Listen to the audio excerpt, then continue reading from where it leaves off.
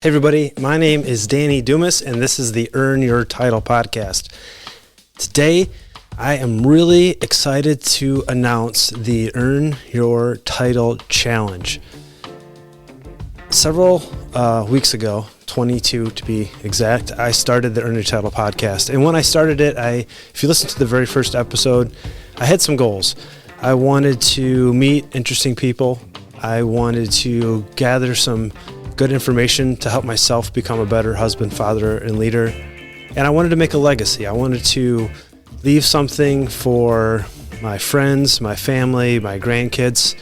I wanted to gather this information together and put it out into the world to hopefully make the world a better place. That was my initial goal. And I think we're doing good. I've got lots of feedback, and I'd like to thank everybody for the positive feedback, for watching, for listening, the encouragement. It's been awesome. But I've had a few questions. So what is the point? That was the question. Or what is your goal? And I know I want to gather this information, but I think people were expecting more. And sometimes when I hear, for lack of a better word, influencers or people on social media, they'll say, people are always asking me. Well, it's not a lot of people, but I have had a couple say, what are you going to do with this podcast? And it made me start thinking of what else, like where is this going to go? Is this going to become a business? Is this, do I expect to make money doing this?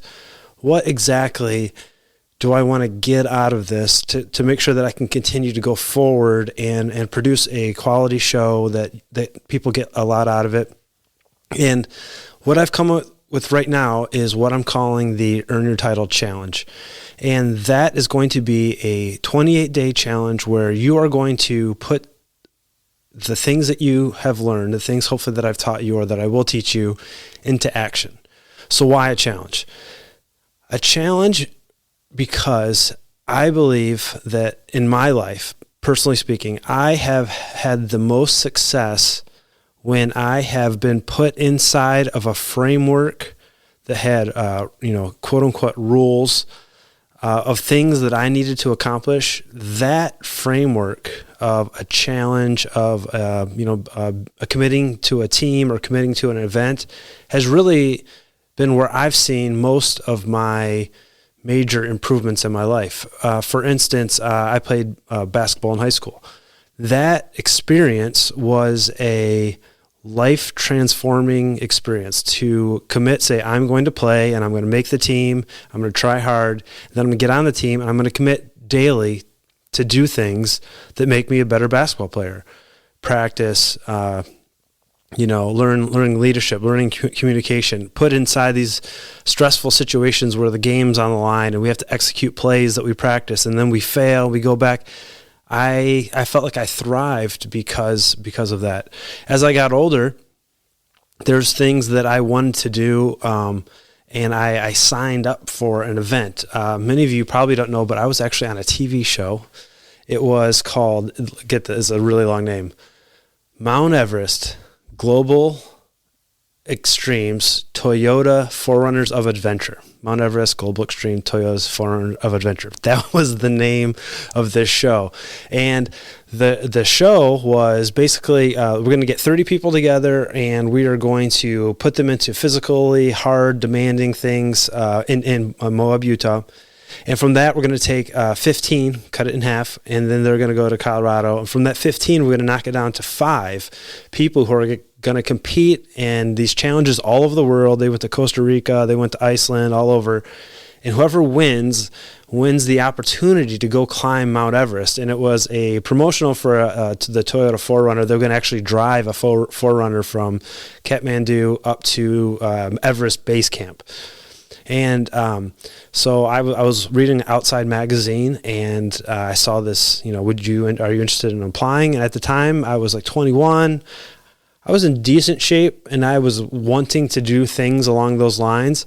And I'm like, yeah, sign me up. So I filled out the application with paper and pen and sent it in, and they picked me. And it was at that moment I realized, man, if I want to be successful, I gotta I got to get ready. I trained harder for that than I've ever trained for anything in my life. And I didn't make the top 15. I actually made the top 17. I was an alternate. So if something would have happened, I would have got the call to the big show, but it didn't happen. But it focused me, and I improved dramatically. It was the best shape I'd ever been in my life. Recently, there was a challenge that I participated in, and I've attempted it 3 times. I've been successful once. It was called the 75 Hard Challenge. And what this is, for 75 days, if you want to do something hard, this is the name. The name is accurate. For 75 days, you commit to every single day without missing working out twice a day. Both workouts need to be 45 minutes long. One of them has to be outside. You can drink a gallon of water.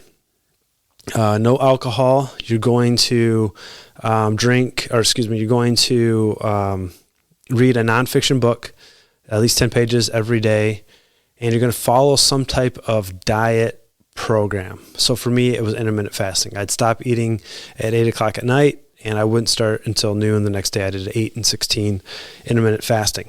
And the first time I did it, I made it like day 30, and I did a workout. I didn't think it was super hard. And that afternoon, I locked up my back. I couldn't bend down and pick up anything off the floor, and I just couldn't move.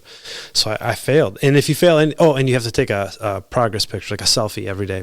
Anything you fail, you start over from day 0. So I failed. I waited 2 weeks to kind of get my mind back around, and I did it again. So the first 75 hard took me about 100 days. But what a great experience it was to really be locked in to trying to be successful, trying to make myself better. There's the saying that discipline equals freedom. Give a kid no rules and chaos, and they're not going to thrive, right? They're going to, because we're inherently lazy. We have this desire for comfort, but put a kid, give them some guidance and structure, and let them see what they should work on, and that's when they thrive. And we're just like little kids, right? I am attempting to give you some structure, things to do every day. And now this will not be as hard as the 75 Hard Challenge. And I'm actually going to break this up into two podcasts. And I'm going to talk about the first few events or things that I would like you to do every day that I think will make your life better. And these are things that I try to do every day, and I don't. I definitely fail at doing things. But when I have done them, my life as a husband, my life as a father, my life as a physically fit, tactical athlete is better. So these are the things. I'm going to get my phone out so I don't forget any of them. And the way this will work, you will, if you want to sign up for it's a 28-day cycle. Obviously, you could have up to 13 cycles in the year if you kept doing this over and over and over. But the idea is for 4 weeks, 7-day weeks, 4 times. It's a 28-day cycle. You will attempt to beat your score every week. So you'll do this on a week-by-week basis. You'll start on a Monday, and on a Sunday, you'll tabulate how many of these tasks that you do, and then next week, your only goal is to beat that by 1, and then the next week by 1. And then maybe you do another 28-day cycle, and you try to beat your best first week, or you try to, even keep going. Eventually, there's 14 tasks every day. If you did them every day of the cycle, then you can never get better, but you could always add. So the first few things I'm going to talk about, and I'm going to explain why I picked these, and it goes to drinking half your body weight in ounces of water. So why half your body weight in ounces of water? Well, when I did the 75 Hard Challenge, what I found was on the days that I was working out hard and it was warm and I was sweating, drinking a gallon of water wasn't too hard. Like, I was able to accomplish drinking a gallon of water. But on like a day, like sometimes my workout for the 75 Hard was I would just take my dog for a walk, put a backpack on, try to make it a little bit harder. But I wasn't going all out, and maybe I just did some body weight exercise. I wasn't sweating a ton, and a gallon of water for me, I float around 205 pounds. That was too much liquid. Like, without getting into my personal details, I was peeing a lot, and I realized other than a busy day where I was actively sweating throughout the day, a gallon was too much. And in my time as a personal trainer, I've got some other certificates. When people would ask how much water to drink, half your body weight in ounces of water, to me, seems like a pretty good baseline. Now, and because it is a baseline for you, it's individual. For me, that would be 100 ounces of water. Maybe on a day I'm not doing anything, 80 is enough, but just start with half your body weight in ounces of water, and then figure out if you're a sweater. And I got some friends, they talk and they sweat. Those people might need a gallon of water, or maybe like 1.1 times, or excuse me, 0.75 times your body weight instead of half. So figure that out. And like, I don't want you to get held to like, I have to do this. And that's one thing that's good about 75 Hard is if you don't take a selfie, you lose. You go back to day one. I don't want failure for something small, but I want you to figure out what works for you. And half my body weight in ounces of water works pretty good for me. That's why I picked that. Another one, 30 minutes of moderate to intense exercise. Why that? Well, I think as humans, we are a machine in a sense. And when that machine is not working, which is why I started with the first thing was water, the next thing is movement. We are designed to move. We are designed to exercise. We are designed to get out and do things. And it's really hard because the second half of this list is things that are about connecting with your partner, building relationships, things like that, kind of higher level things. But at a base level, if you're sick, it's really hard to be a kind, caring person. We just don't function that way. We have to get the base necessities, and I think being a healthy person is important. So 30 minutes to mild to intense exercise. So what does that mean? It's not just a walk, and I'm actually going to talk about walking in the next step. It's not taking your dog for a walk at a slow pace. That's very important. That's actually one of the things we're going to talk about. But that, to me, that's separate. What is my mid to intense exercise? When you're doing it, you have difficulty speaking in full sentences. You could talk, but maybe you're slightly out of breath. You're not exhausted. You could do whatever you're doing for the entire 30 minutes without having to take breaks, but it should be somewhere where you feel like you're working.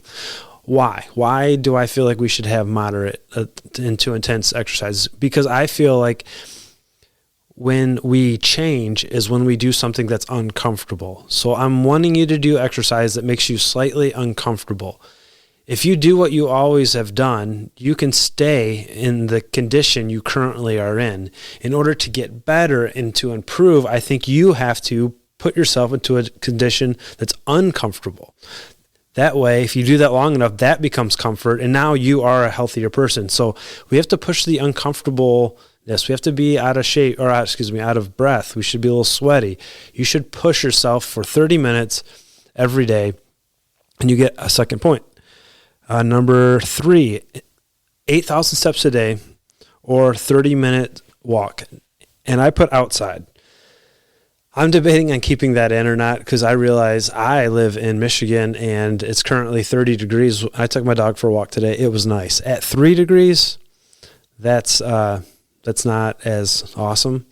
But if you can, walk outside. Get out of the house. Get some fresh air. There's multiple benefits. So if exercise makes you better, the 30 minutes of walking or 8,000 steps in a day, to me, it's more of a mental thing. It's allowing you to get away from the internet. It's allowing you to maybe even get away from your family and the stresses in your home. It's getting outside, and it's more of a mental practice to me than it is a physical exercise.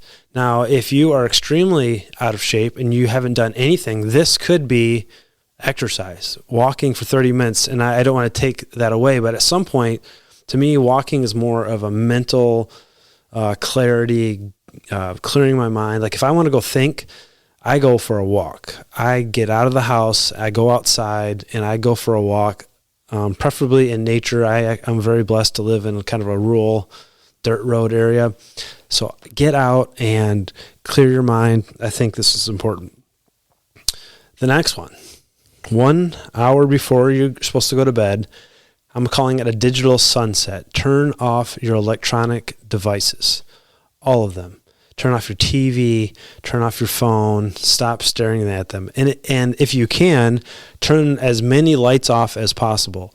This does two things. One, it allows us to go to bed without the stresses of the outside world on our minds.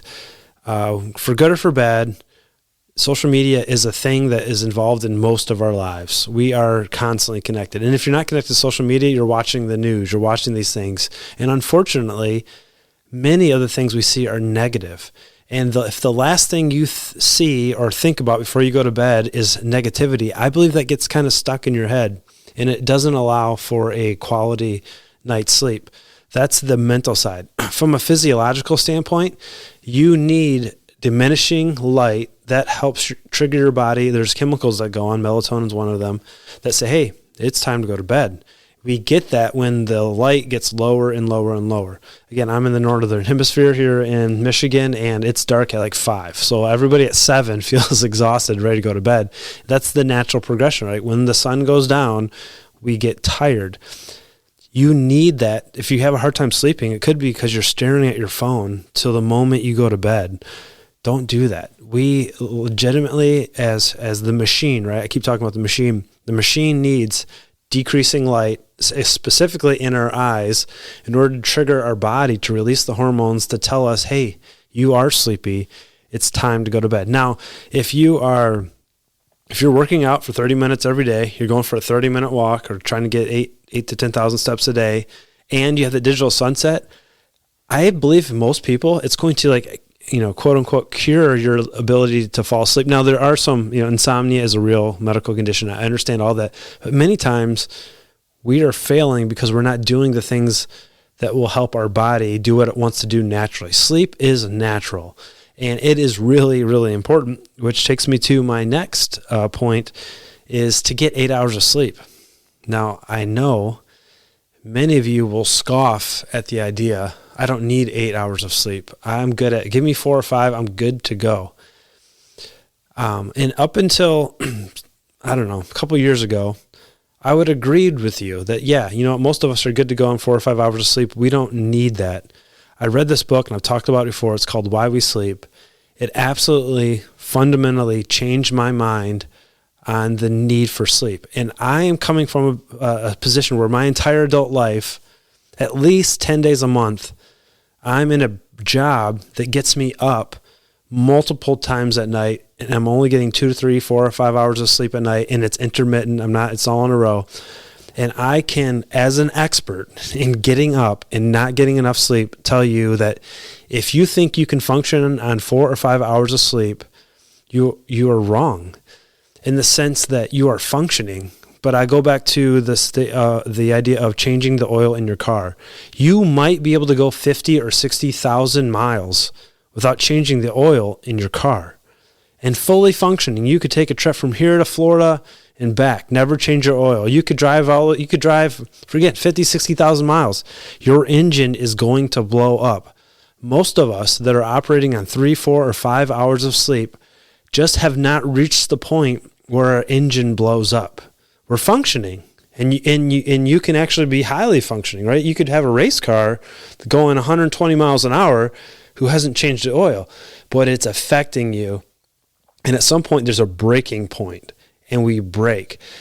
In the fire service where I work, we have almost a double amount of chance to have all kinds of cancers, and then certain cancers are like 100% higher percentage of getting cancer. And a lot of us, there's a lot of research that the smoke that we get exposed to gets on us, and we absorb those toxins. There's some chemicals that are in our bunker gear, the fire gear we wear, that we're worried about. And I think that's some of that. But it's, cancer's affecting firefighters across the board. And many firefighters don't go into that many burning buildings. They might only personally go into 1, 2, maybe a dozen would be a lot of fires, house fires for people to go in. So it can't be that. But what does almost every single firefighter get exposed to? Poor sleep, interrupted sleep for multiple years and years. And I think, this is my opinion, I shouldn't say there's no scientific research. There is scientific research that says if you don't sleep, bad things happen, cancer being a bad thing. I think you have to get some sleep. So what I would encourage you to do for at least 1 week, try every single night to start off with at least be in bed in amount of time to get 8 hours of sleep, and then see how you feel. I know that I think I'm at that 7 to 7.5 hours is my sweet spot. 8 hours is nice, but I'm usually awake. If I sleep in for 8 hours, I'm usually at the 7 hour and 30 minute mark. I'm probably awake and I'm just like, I got nothing going on today, so I'm going to sleep another 30 minutes. And really I'm just laying there. So I think my body's telling me I need to between 7 and 7.5 hours. And so when you decide to do this challenge, try 1 week at 8 hours and see how you feel. If you're waking up at 5 every morning, it's just because that's become your habit. You need to get quality sleep. 8 hours of sleep is the average. Again, it could be above or below. Some of you might need 9. Get it. I promise you, this is a free course. You're not paying anything, but I will give you all your money back if you get 8 hours of sleep and you feel worse. I will. All the money you spend on this free course, I will give it back to you if after a week of getting 8 hours of sleep, you go, man, I feel so much worse. What a terrible idea. I'm going to stay up for 3 days in a row just to get back into sleep debt. Getting sleep is important. And the last one for today is a 13-hour fast. I mentioned when I did the 75 Hard Challenge, I picked intermittent fasting. So, and this is a practice that I do very regularly where I stop eating for 16 hours and I have an 8-hour eating window. Depending on what my fitness goals are, I'll do more or less of this. When I am exercising heavy and I'm lifting heavy weights, I will do less intermittent fasting because I'm trying to get up my protein intake. But this is not that, right? This is not intermittent fasting. A 13-hour fast window, all this does is it allows you to control your snacking at night, which means if you normally eat breakfast at 7 in the morning, when you get up for work, you eat breakfast, you really enjoy your breakfast. I'm saying the night before, stop eating at 6. If you normally eat lunch at noon, you don't eat breakfast, then don't eat past 11. Just give your body 13 hours where you're not eating. I think going to bed on a fairly empty stomach is helpful. I think that controlling snacking, and this is probably a very Danny specific thing. When I gain weight, it's because I snack on sweets. That is my kryptonite at night. I'm sitting there, nothing's going on. I'm like, I'm going to go, have some candy. My daughter's been into the cinnamon bread. It's so good. Put a bunch of butter on it. At 10 o'clock at night, it's the perfect snack. But if I'm fasting and I eat at 10, that means the next day I can't eat at 11, and that can mess me up. So a 13-hour window, I think, is very easy to do. I'm not asking you to starve yourself. Just give yourself some time off from eating. So that is the first part. The first things I'm going to go over. Come back next week and I'll explain the rest of the Earn Your Title Challenge as far as the different tasks. So how do you participate? At wherever you listen to this podcast, they'll have show notes. At the bottom of the show notes, there'll be a link that says something along the lines of the Earn Your Title Challenge. Click on that. That will, you have to sign up for I'll gather your email address. At some point, I'll be sending out emails to informing you how this all works. After you accept that and you confirm your email, you will get access to a Google Doc. So if you don't have Google, get it, because that's what everybody else uses. I don't want to be snobby, but yeah, it's a Google Doc. You might be able to download it to Excel. I'm not sure how that works, but it'll be a Google Doc. When you get it, you have to make it your own copy so you won't be like messing up anybody else's, and no one else will have access to it. And it'll just show you a week, Monday through Sunday, and it'll have all 14 things listed. Those 14 things, you'll click on the thing you did for the day. It will give you a point total at the bottom. At the end of the week, they'll all add together, and it'll say for the week you had 27 points. Awesome. Your first week, just do your best. The next week, try to get 28, then 30, then 31. Try to just continually improve, and then let me know how you feel. Let me know if there's things I should add to that. You think, man, this is a really valuable thing that I've been doing. This is a work in progress. At some point, I would like this to be a full-fledged course where You get access to the Earn Your Title Challenge, and there will be maybe some coaching by me where you get a 15, 20-minute phone call to kind of prep you for it. Small Facebook groups where we get together and encourage each other, the weekly challenges, and then video lessons on each day to kind of instruct you on how to do it, encourage you to keep doing it, and let you know the thoughts and reasons why. But right now, this is totally free, something I want to give to you to take action, because as I say in almost every podcast, this is the Earn Your Title podcast, which means you have to earn that title every day. My name is Danny Dumas, and I will talk to you later. Bye.